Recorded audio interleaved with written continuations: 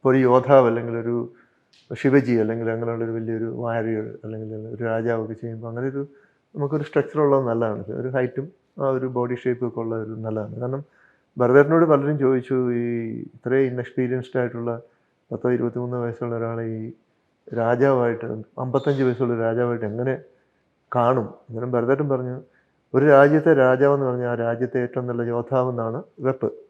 അപ്പോൾ ആ യോദ്ധാവിൻ്റെ ഒരു ബോഡി, ഒരു വാരിയർ ബോഡി അതിവനുണ്ട്. ബാക്കി ഞാൻ ജയിച്ചോളാം എന്ന് പറഞ്ഞു. പിന്നെ പ്രശ്നം വന്ന് ഡബിങ്ങിലാണ്. വളരെ യങ് വോയിസാണ്.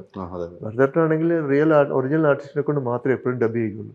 പക്ഷേ ഈ ഏജിൻ്റെ പ്രശ്നം വന്നു കഴിഞ്ഞപ്പം എന്നോട് പറഞ്ഞു, എടാ നിൻ്റെ വോയിസും കൂടെ ആയി കഴിയുമ്പോൾ ശരീരം തന്നെ യങ്ങാണ്, വോയിസും കൂടെ ആയി കഴിയുമ്പോൾ നമുക്ക് പ്രശ്നമാണ്. അതുകൊണ്ട് നമുക്കൊരു ആ ഏജിലുള്ള ഒരാളെ കൊണ്ട് ഡബ് ചെയ്യിച്ചേ പറ്റുള്ളൂ എന്നൊക്കെ ഒരു വളരെ ഇതായിട്ട് എന്നോട് പറഞ്ഞു.